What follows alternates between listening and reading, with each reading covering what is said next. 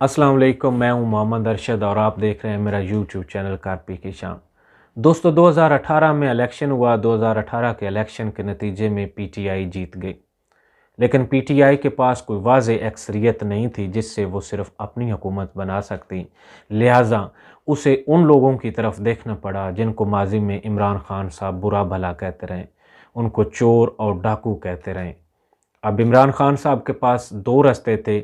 एक रास्ता अपोजिशन की तरफ जाता कि वो अपोजिशन में बैठते और वही बातें दोहराते रहते जो वो पिछले 22 साल से दोहरा रहे हैं और अगले 5 साल तक के लिए इंतज़ार करते। दूसरा रास्ता था कि वो उन्हीं नापसंदीदा लोगों के साथ बैठते और हुकूमत बनाते।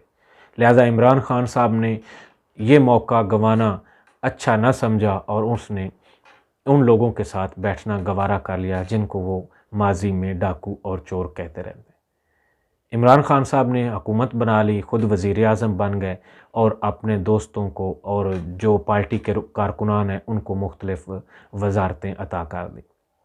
इमरान खान को शायद इस बात का अंदाज़ा नहीं था। वो ये समझते थे कि मैं जब पावर में आऊँगा, वज़ीर आज़म हूँगा, तो तमाम इदारे मेरे मातहत होंगे, लोग मेरी बात सुनेंगे, इदारे मेरी बात सुनेंगे और मैं इन चोरों और डाकुओं को पकड़ूँगा जिनसे इस एहतसाब जिनसे अपने मुल्क का पैसा वापस लेने का कौम से वादा किया था, वो इनसे मैं पैसे वापस लूँगा। उनको शायद ये अंदाज़ा था कि मैं इनको पकड़ूँगा, इनकी गर्दन पर पाँव रखूँगा तो ये जवाबन या तो पैसा देंगे या फिर वो जेलों का रुख करेंगे। लेकिन इमरान खान को इस बात का अंदाज़ा नहीं था कि उनके पाँव और इन करप्ट लोगों की गर्दनों के दरमियान बहुत सारी रुकावटें आएँ। वो रुकावटें अदालतों की शक्ल में हों, मुख्तलिफ़ इदारों की शक्ल में हों, मीडिया की सूरत में हों या इंटरनेशनल कुव्वतों की शक्ल में हों जिनके मफादात इन लोगों के साथ वाबस्ता रहें। 30-35 साल तक इन करप्ट लोगों ने मुख्तलिफ़ अदवार में हुकूमतें की हैं। इन इदारों में इन्हीं के बिठाए हुए लोग मौजूद हैं, किसी का भांजा, किसी का भतीजा, किसी का भाई, किसी का दोस्त, किसी का अज़ीज़। अगर अपना बराह रास्त नहीं तो किसी कारकुन का दोस्त, किसी का भांजा, सारी रिश्तेदारी उन लोगों की इन अदारों के अंदर बैठी हुई है। लिहाजा वो आसानी से इन लोगों को काबू में नहीं आने देंगे। और वही हुआ कि 2-2.5 साल अनथक कोशिश करने के बावजूद इमरान खान साहब किसी एक शख्स से भी मुल्क की लूटी हुई दौलत वापस नहीं ले सके।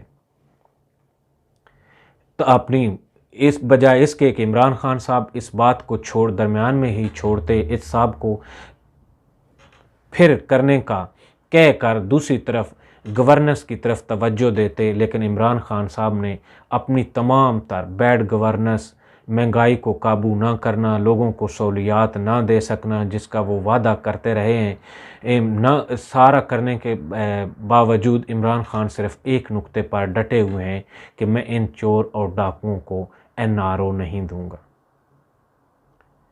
अब दूसरी तरफ अपोजिशन ने सोचा कि जब तक इमरान खान साहब मौजूद हैं उस वक़्त तक हमारी कोई सुनवाई नहीं हो सकती, लिहाजा किसी भी तरीके से कोई भी तरीका आजमा कर इमरान खान साहब से छुटकारा हासिल किया जाए।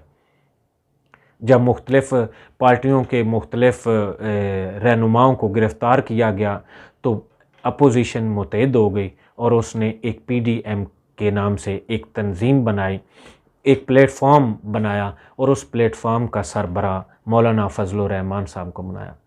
मौलाना फजलुर रहमान साहब ने माजी में जो उनके ख़ानदान ने जो पाकिस्तान की खिदमत सर अंजाम दी हैं, उनमें सबसे बड़ी खिदमत यही थी कि उनके बाप ने बार बार कहा था कि पाकिस्तान नहीं बनना चाहिए। तो दूसरे इस PDM के हिस्सा असफंद यार वली ख़ान साहब, असफंद यार वली साहब के बारे में कौन नहीं जानता कि उनके आबा व अजदाद ने भी पाकिस्तान बनने की मुखालफत की थी और बल्कि उनके बाप दादा ने तो पाकिस्तान में दफन होना भी गवारा नहीं किया था। तीसरे महमूद ख़ान अचकज़ई साहब हैं जो ताहाल अफ़गानिस्तान को पाकिस्तान पर तरजीह देते हैं और उन्होंने अपना पाकिस्तान यानी पाकिस्तान का झंडा अपने हाथों में पकड़ना गवारा नहीं किया। यहाँ तक कि पिछले दिनों लाहौर के जलसे में उन्होंने ये फरमाया था कि पंजाबियों ने अफ़गानियों के साथ गद्दारी की, उन्होंने अंग्रेज़ों और सिखों के साथ मिलकर अफ़गानियों पर हमले किए और लाहौर के लोगों को वो ताने देते रहे। इससे आगे आएँ तो पीपल्स पार्टी वो पार्टी है जिसने पाकिस्तान को दो हिस्सों में तकसीम करने में बहुत अहम किरदार अदा किया था। पाकिस्तान को तोड़ने वाली 3 बड़ी ज़िम्मेदार शख्सियात, जिनमें शेख मुजीब हैं, याह्या खान और ज़ुल्फ़िकार अली भुट्टो। लेकिन ज़ुल्फ़िकार अली भुट्टो साहब हमारे हीरो बन गए और शेख मुजीबुर रहमान और याह्या खान साहब जो हैं वो गद्दार ठहरे। इससे आगे आएँ तो मुस्लिम लीग नवाज़ ग्रुप बचता है। मुस्लिम लीग नवाज़ वो पार्टी है जिसके सरबराह ने बबांग दोहल इंडिया की सरजमीन पर यह कहा था कि हमारी फ़ौज ने आप लोगों की पीठ में छुरा घोंपा है। हम वो लोग हैं, हमारी फ़ौज वो फ़ौज है जो पाकिस्तान से दहशतगर्द जो हैं वो इंडिया में भेजकर दहशतगर्दी करवाती है। आपकी पीठ में वाजपेयी साहब ने ठीक कहा था कि हमारी फ़ौज ने आपकी पीठ में छुरा घोंपा है। अब मैं बेबस हूँ, मैं क्या कर सकता हूँ? जब हमारी फ़ौज आपकी पीठ में छुरा घोंप रही थी तो मैं इस बात से लाइल्म था। और पीछे से पाकिस्तान की तारीख़ में पहली दफ़ा किसी साबिक़ वज़ीर-ए-आज़म की मौजूदगी में पाकिस्तानी फ़ौज के लिए हिंदुस्तान की सरज़मीन पर शेम शेम शेम के नारे लगे और मियां मोहम्मद नवाज शरीफ साहब इस बात पर सर धुनते रहे। उन्होंने समझा कि शायद मैंने बहुत बड़ा कारनामा सर अंजाम दिया है, लेकिन इन तमाम बातों के बावजूद पाकिस्तान में बहुत सारे लोग उनको वफ़ादार, उनको मुहिब्बे वतन, उनको मसीहा समझते हैं। इन तमाम बातों के बाद एक बात समझने वाली है जो आम लोगों के समझ में नहीं आ रही, वो ये है कि अगर इमरान खान साहब को हटा दिया जाए तो वज़ीर आज़म कौन बनेगा? मौलाना फ़ज़ल रहमान के पास तो 1-2 सीटों के अलावा और कुछ नहीं है। मौलाना साहब कैसे वज़ीर आज़म बनेंगे जी? महमूद खान अचकज़ई साहब बन नहीं सकते, बिलावल भुट्टो साहब भी नहीं बन सकते। पहले तो कुछ इस अगले 5 साल के बाद शायद 2023 के इलेक्शन के बाद शायद वो वज़ीर आज़म बन सकें, लेकिन वज़ीर आज़म बनना तो दरकिनार, शायद वो अगले इलेक्शन के बाद सिंध में भी अपना वज़ीर आला भी ना बना सकें।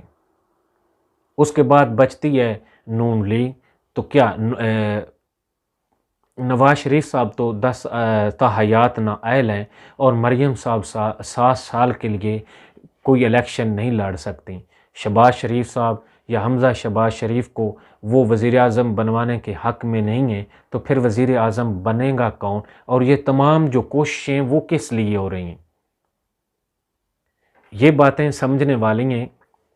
इसमें से एक ही बात समझ में आती है कि इमरान खान साहब को हटाया जाए, किसी और पार्टी की हुकूमत हो या मुतफ़िक़ा तौर पर हुकूमत बनाई जाए और ये जो तमाम नैब में, अदालतों में केसेस पेंडिंग पड़े हुए हैं या केसेस चल रहे हैं, इन केसों से छुटकारा हासिल किया जाए। जब इन केसों से छुटकारा हासिल कर लिया जाएगा तो अदालत में दायर जो अपीलें, सज़ाओं के ख़िलाफ़ अपीलें दायर हैं, अपनी मर्ज़ी के जज लगवाए जाएंगे और वो जज अरशद मलिक साहब के वो वीडियो स्कैंडल के बाद उनके पास एक जस्टिफिकेशन होगी और वो उस अरशद मलिक की उस ब्लैक मेलिंग को बुनियाद बनाकर नवाज़ शरीफ और मरियम नवाज़ और ये तमाम जो केसेस हैं बस 1-2 पेशियों में वो सियासी इंतकाम समझकर, सियासी इंतकाम की दलील बनाकर उनको ख़त्म कर दिया जाएगा। एक बार फिर वही होगा कि इमरान खान साहब जो हैं वो नाकाम होंगे और यही लोग नवाज़ शरीफ, अब मरियम नवाज़, आसिफ अली ज़रदारी, बिलावल भुट्टो किसी न किसी सूरत से हम पर मुसल्लत हो जाएंगे। ये एक प्लानिंग चल रही है और कोई भी ज़ी शऊर आदमी ये समझ सकता है कि इसके अलावा और कोई इनके पास ना हल मौजूद है और ना ही ये कुछ कर सकते हैं। ये बैर नहीं जाना चाहते। अगर ये बैर चले भी गए तो कोशिशें होती रहेंगी और जब तक इमरान खान साहब वैद इनके दरमियान इमरान खान साहब जो हैं वो रुकावट हैं, इनके इरादों की तकमील में इमरान खान साहब वैद रुकावट हैं। इमरान खान साहब जब तक हैं वो ये काम इनको नहीं करने देंगे, लेकिन जब इमरान खान साहब को हटा दिया जाएगा तो ये तमाम करप्ट टोला अपनी मर्ज़ी की हुकूमत बनाकर, अपनी मर्ज़ी के जजेस लगाकर, अपने केसों के फ़ैसले जैसे कि वो माजी में करते और करवाते रहे हैं उसी तरह करवाकर एक बार फिर अवाम पर मुसल्लत हो जाएंगे। लेकिन पाकिस्तान की अवाम भी क्या दिलचस्प अवाम है, अजीब तो मैं नहीं कहूँगा, क्या दिलचस्प अवाम है कि ये सोचने समझने से कासर है कि इनको किसी को भी पाकिस्तानी अवाम से कोई हमदर्दी नहीं है, किसी को भी पाकिस्तान के गरीब अवाम से कोई दिलचस्पी नहीं है। आज के लिए इतना ही, अपनी दुआओं में याद रखिएगा और अगर वीडियो पसंद आई हो तो लाइक और सब्सक्राइब ज़रूर कर दीजिएगा। अल्लाह आपका हामी नासर हो। अल्लाह हाफ़िज़।